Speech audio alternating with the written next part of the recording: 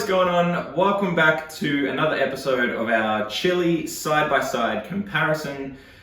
Today is a very important job. We're taking the mother plant chili here whilst our clones are being rooted. Hopefully they are well underway to creating some roots.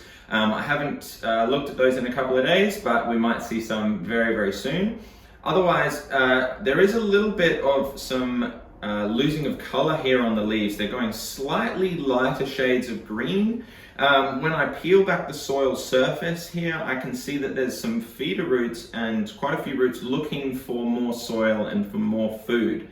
Now, that means that we are going to today feed this plant. So we need to feed the mother plant. I've got an array of things in front of me that I want to talk about and share with you to show exactly what I might do with my own garden if this was best case scenario that I want to look after this in living organic soil. So first things first, we're going to do a top dress of this particular pot. Okay, there's still room to build up the soil layer on top. What that means is we're going to use some of our #1 blend here, so loads of packed nutrients in various forms here in a fully biodiverse form as well. We've got lots of different forms of biology in there that are going to go and work together and create wonders. So I've got about half a cup here for this. It's probably a generous serving if I'm honest, but half a cup is going to make sure that we give all of those roots something to come up and feed into. On top of that, I've got, knocking things over here on the bench. On top of that, I've got a cup of nice fresh worm castings from the worm farm outside. Once I'm done knocking over the sprayer, once we've done that, I'm going to water it in. And this time we're going to water it in with a nice concoction of ingredients that I love to use here at home. Now, first things first, I'm going to talk about this. This is a water and Soapnuts solution. So Soapnuts, if you haven't seen them before, you can buy them. They're like the shell of a nut that basically come, and you can use them. They're really good for detergent, for using in your washing machine. Really cheap, really natural, eco-friendly. But as you can see, not sure how much you can see here, there is a nice foam layer on top of this water. I've given it a nice shake up. The lid's not overly amazing on this jar, but I've given it a shake up and you can see it creates all these soap suds.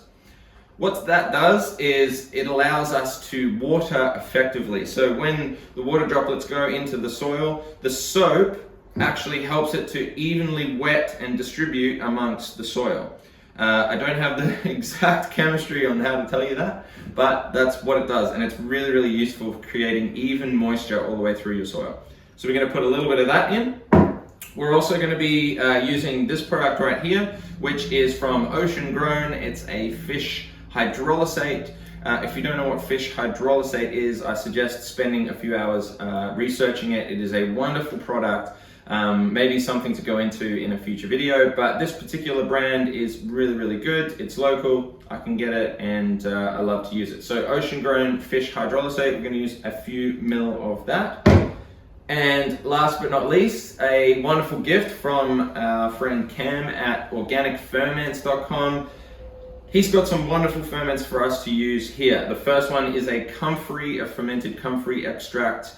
We all know that comfrey is amazing in the garden, so this one is going to be ridiculous to add in. And not only are we going to add in comfrey, we're going to add in a fermented frass extract. So insect frass, fermented with some molasses, some lactic acid bacteria, EM1. This is charged full of biology. So thank you to Cam at Organic Ferments. I'll link him in the comments, so go check him out. I'll also link the hydrolysate, link to some Soapnuts as well for you, and of course link to the #1 blend. So without further ado, let's jump in and start top dressing this plant.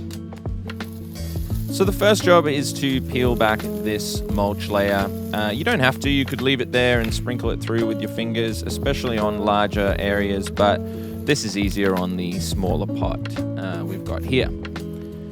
Then we're going to grab our #1 blend. You can see how many amazing diverse ingredients we've got in here. This is going to slowly feed the soil. We're going to use those feeder roots to come up and break down and stick themselves basically right in the middle of all this nutrients and start to work it in. The idea is that we're going to create a sort of, well, a lot of people call it a lasagna layer, where we're layering the ingredients. So we get all this beautiful worm castings here as the biology to basically sit on top of the number one blend and help to break it down.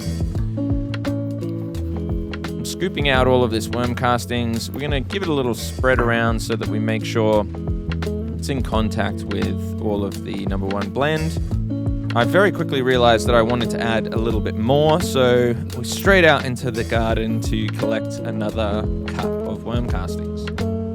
Again, giving it a little sprinkle around. I'm trying to work a little bit of the number one blend into it without disturbing the actual soil beneath where the roots are.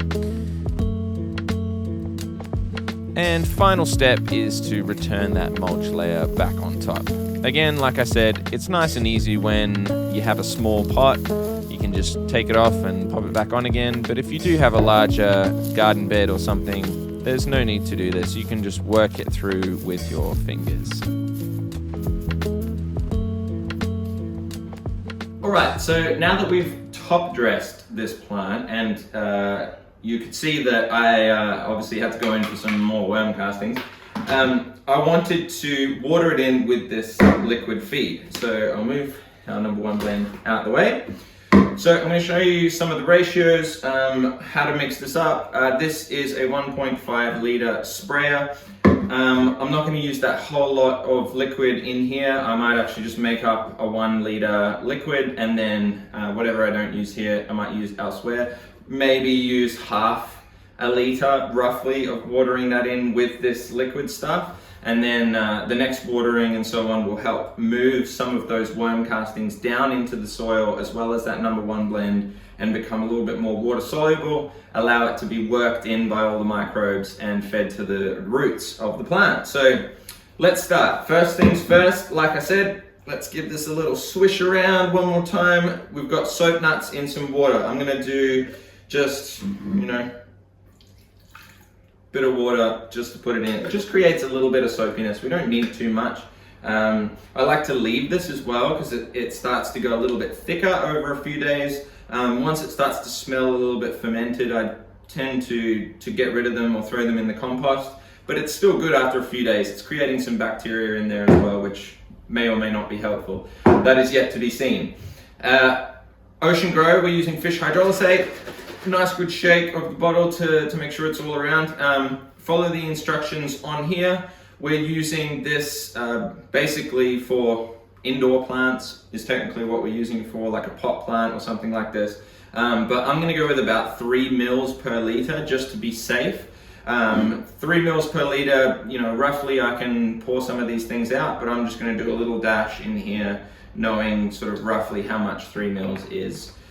We don't have to be exact in organics, which is the beautiful thing. The soil does a lot of the mitigation for us.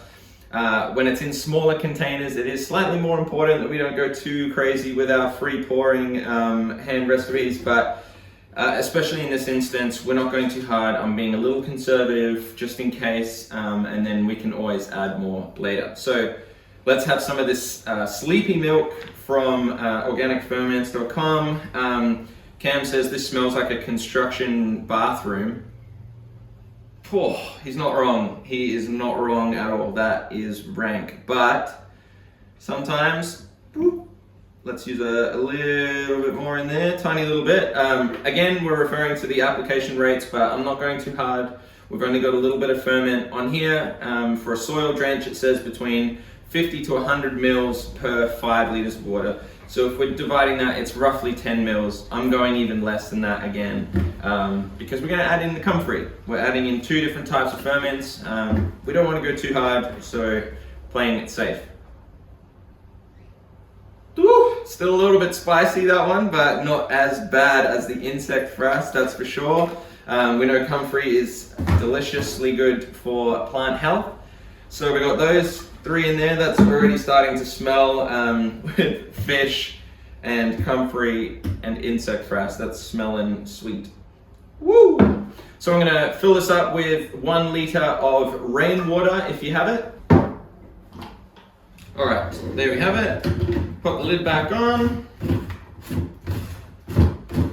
Sometimes I actually leave a soap nut or two in here for when I do this, so that shakes it up, gives it a little bit more soapiness on the inside, and you can always leave that soap nut in there. The only problem is don't leave it in too long because it will break down and all the little bits will then clog up your sprayer. So we've all had a clogged sprayer once in our life before.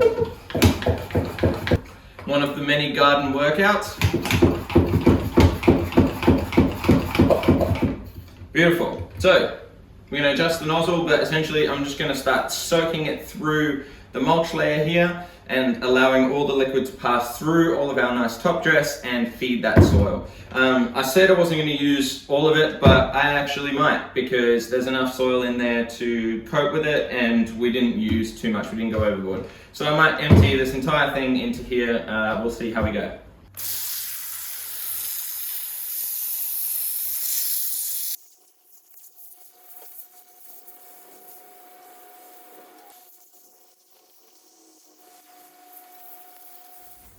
Okay, there we have it, everybody. A nicely watered in, now relatively smelly chili plant with all of these delicious additions.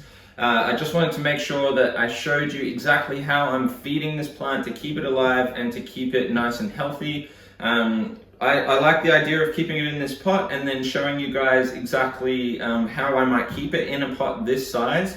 Because this is pretty common for a lot of us that are working in containers, and it's helpful to see how someone might approach a living soil situation in a container, leaving it for as long as we possibly can with this same soil. So once again, these are looking wonderful. We've got a few flowers and some chilies being produced. I've stopped trying to pull them off because it clearly is ready to flower and fruit, and we don't want to throw it off its cycle too much. So let's, I'm going to thin them out with a little bit of fruit, but we're going to allow some chilies to grow on this this season.